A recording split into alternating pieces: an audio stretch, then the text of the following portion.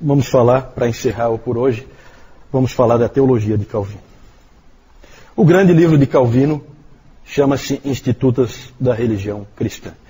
Começou como um livreto escrito em 1536, que na edição atual, em inglês, tem 225 páginas, e terminou com 4 volumes, né? Eu pedi para o Nilton trazer para mostrar para vocês. 4 volumes, Institutas da Religião Cristã, mais de 1.500 páginas. A cada edição, Calvino expandia o seu livro. E ele também reorganizava. Uma famosa reorganização que ele fez foi tirar a predestinação, que estava no volume 1. Ele tirou de perto da doutrina da providência de Deus, que era onde ele tinha posto inicialmente, e jogou lá para depois da oração, já na vida cristã, no volume 3. Ele fez esse arranjo porque ele entendia que a predestinação ela não serve para você alcançar uma pessoa. Ela serve para dar conforto para quem já é cristão. Isso aí depois o Beza acabou avacalhando tudo, trazendo tudo de volta e não entendeu qual foi a intenção do Calvino. Né? Eu acho que esse pensamento é interessante a gente ter sempre em mente. Né? Você não usa a predestinação para alcançar uma pessoa. Você usa a predestinação como a Bíblia usa, para te dar conforto, segurança de que a tua salvação é irrevogável, que a tua salvação é segura, nada pode te separar do amor de Deus que está em Cristo Jesus, nosso Senhor. Ele ia aumentando o livro, ele nunca mudou nada no livro, mas ele ia aumentando. Ele ia enriquecendo com citações das Escrituras, com citações dos pais, dando apoio para ele. Os pais favoritos dele eram Crisóstomo e Bernardo de Claraval, né, mais recente o Bernardo, já da Idade Média, e principalmente Agostinho. Ele também ia expandindo conforme ele ia vivendo a condição de pastor. Ele exemplifica muito o que o Lutero disse. Lembra que o Lutero disse que você se torna teólogo vivendo experiências. Deus fez ele viver experiências, não só dele, mas também das outras pessoas na condição de pastor. Ele também ia estudando cada vez mais a palavra, melhorando o entendimento que ele tinha da palavra de Deus. Ele escreveu comentários de quase todos os livros da Bíblia. Aqui o Nilton trouxe para mim, para eu mostrar para vocês alguns comentários que nós já temos em português. Está saindo muito agora, né? Comentários do Calvino. Eu acho que vocês têm também. Aqui tem alguns. Deixa eu mostrar um separado aqui. Esse aqui de 1 Coríntios, ó, da Edições Paracletos. Esse aqui de Efésios, da Fiel. Certo? Comentários de Calvino às Escrituras. Ele morreu quando estava escrevendo o comentário em Ezequiel. Então ele não escreveu em todos os livros, até porque não deu. Um livro em que ele não se aventurou a escrever um comentário foi o livro de Apocalipse.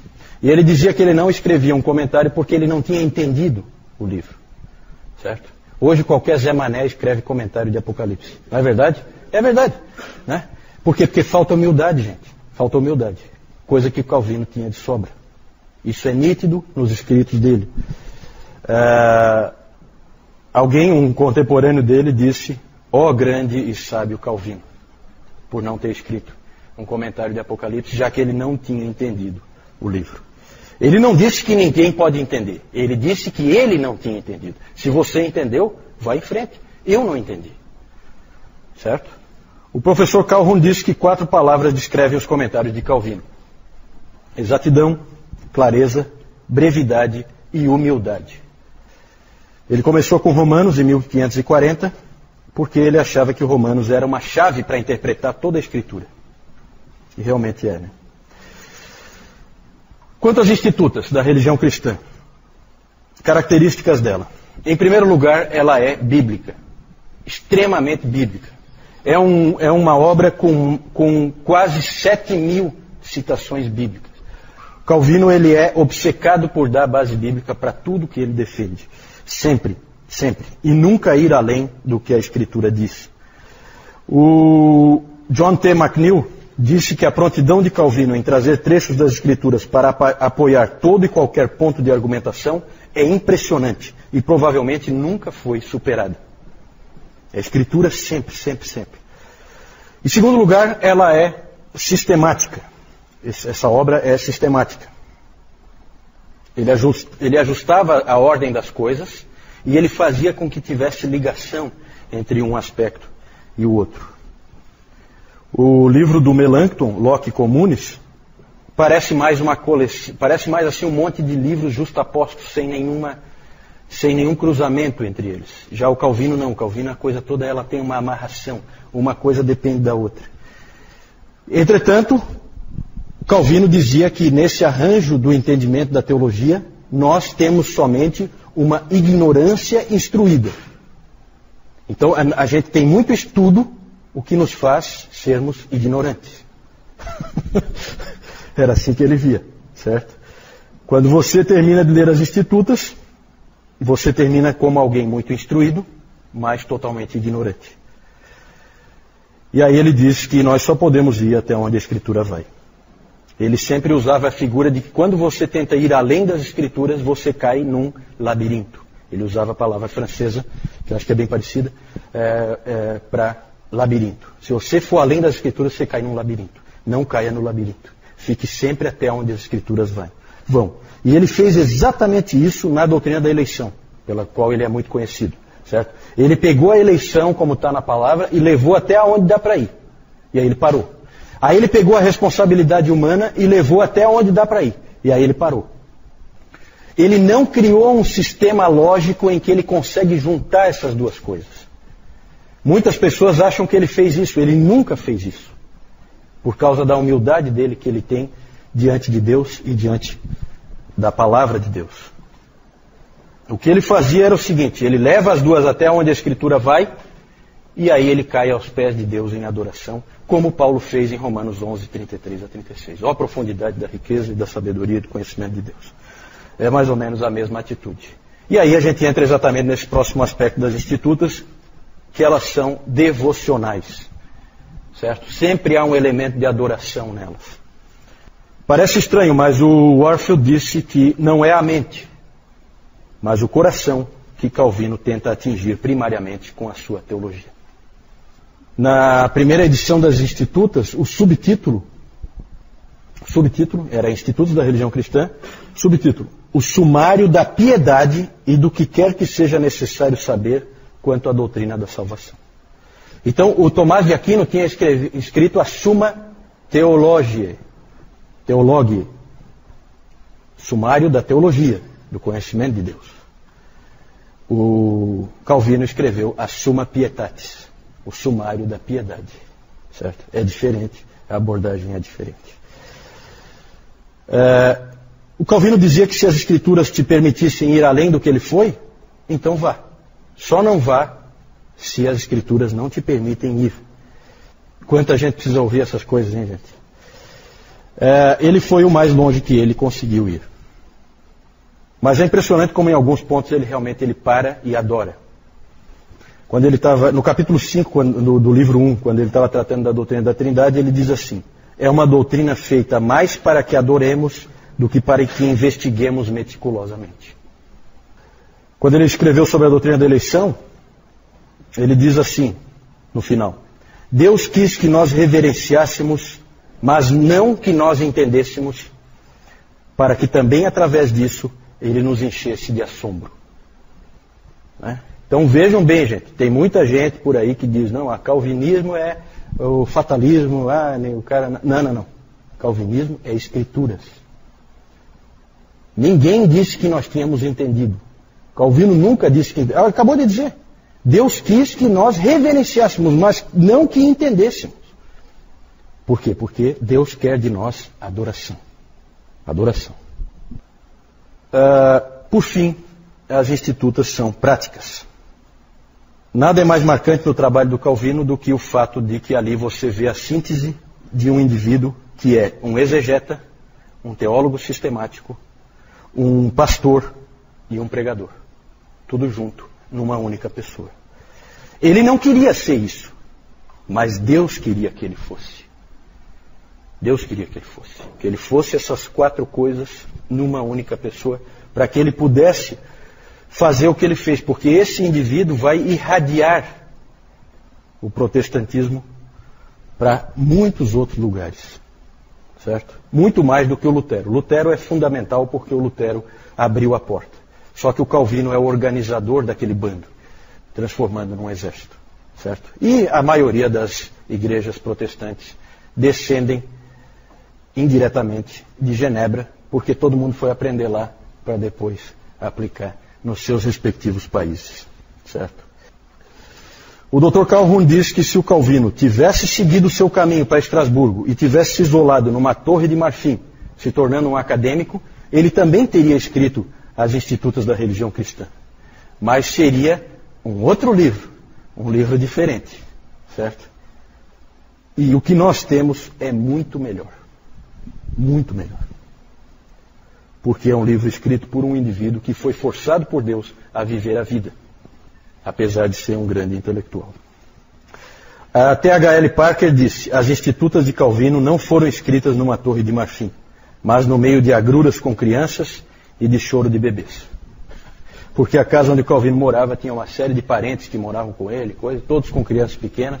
Então ele estudava com choro de criança, com todo tipo. As mulheres, inclusive, têm esses episódios, né, que as mulheres tratavam de todo jeito de isolar um pouco as crianças para defender o Calvino e ele conseguir se concentrar um pouco melhor lá onde ele estava estudando e escrevendo, né? O Calvino, para mim, minha avaliação, ele é muito parecido com o apóstolo Paulo, né? Toda a atitude dele, tudo que ele faz, a maneira como ele age, a maneira como ele escreve, acho que lembra muito. Só para encerrar, eu coloquei aí por último a questão da adaptação. O Calvino diz várias vezes que a Bíblia, esse livro, é Deus falando em linguagem infantil. É um pai que fala para os filhos em linguagem para criança. Ele usa parábolas. Hoje de manhã o Newton usou a figura do oleiro, né? Ele se colocou como um oleiro. Para quê? Para a criancinha dele entender, nós. Né? Porque vocês são pequenos, vocês não entendem nada. Eu preciso, como um pai, explicar para vocês. Essa é a atitude de Deus, era isso que Calvino dizia. Então o Calvino falava muito da acomodação, da adaptação das Escrituras a nós. É um livro escrito para seres humanos. É um livro escrito para que a gente consiga entender e adorar, né? Mas ele não vai revelar tudo. Nós não vamos entender tudo sobre Deus na palavra. E ele dizia que a mesma coisa deve ser feita na igreja por aqueles que ensinam. Eles devem ter a mesma preocupação. Fazer com que as pessoas entendam a mensagem. Que elas se adaptem. É claro que o indivíduo que sai de um grande seminário com um doutorado em teologia, ele pode vir aqui e falar durante horas coisas que nenhum de nós vai entender. Mas para que serve isso? Além de uma exibição gratuita de capacidade, ou sei lá, né? Não é esse o propósito de Deus. O propósito de Deus é que a palavra chegue a todas as pessoas. Então, nas Institutas, há também essa adaptação. Infelizmente, as traduções são muito complicadas. Porque os tradutores, eles gostam de complicar, não sei porquê. Né? Existem algumas escolas assim de tradução que gostam de falar bonito e tal. E o Newton estava comentando isso comigo hoje de manhã, que é muito difícil pegar essa edição das Institutos, que está em português, e entender alguma coisa. Né? O próprio Dr. Calhoun, ele fala para os alunos dele, peguem nessa tradução aqui. Ele diz qual é, a tradução em inglês. Né? Porque as outras não dá para entender nada. Certo? Porque o tradutor resolveu, né? Sabe, quando tenta rebuscar de graça, né? Contra o espírito do Calvino. O espírito do Calvino nunca foi esse. Tá certo? Mas é um grande homem de Deus. Nós vamos ver depois, no domingo que vem, nós vamos ver como ele influenciou todo o protestantismo. Oi? Ele escreveu em latim e ele mesmo traduziu para o francês. Eles escreviam, todos esses intelectuais escreviam em latim. O próprio Lutero, né? Como é que ele lia Lutero? Ele lia Lutero em alemão? Claro que não. Ele lia Lutero em latim. Latim era a língua universal, então eles escreviam em latim. Só que o Calvino fazia questão de sempre, ele mesmo traduzia para o francês, né? Para colocar na mão do povo dele e dos franceses também, dos huguenotes franceses, né? Ok, gente, mais alguma dúvida? Senão nós vamos encerrar aqui com o Calvino. Oi? 59 não, né? Os 500 anos. 500 anos, isso, porque ele nasceu em 1509, né? Isso. Essas homenagens são interessantes, né? Mas eu tenho certeza que Calvino ia odiar. Mas o povo gosta, né, de homenagear e tudo, né? Mas é interessante realmente, vai ser 500 anos. Lá quando foi, eu acho que foi quando teve os 450 anos que foi feito aquele grande monumento que tem lá. Eu vou mostrar, eu estava esquecendo de mostrar as figurinhas, só mais uns minutinhos aí para a gente mostrar as figurinhas. Eu só quero mostrar rapidinho aqui então para a gente encerrar. Aqui o Calvino, aqui o Farrell colocando aquela prensa no Calvino, né? Amaldiçoando a tranquilidade dele. Aqui os dois sendo expulsos de Genebra, certo? Pelo povo de Genebra. Então os dois saem da cidade. Aqui aquele monumento que tem lá em Genebra, né? Aqui esse monumento é um muro bem longo, com várias pessoas. Bem no centro estão esses 4 indivíduos. Aqui é o Farrell, aqui o Calvino, esse é o Beza, sucessor do Calvino, e esse aqui é o John Knox, um grande reformador escocês, certo? E aqui uma capa de uma edição de 1834 das Institutas da Religião Cristã, Ioannis Calvini, certo? Em latim, certo?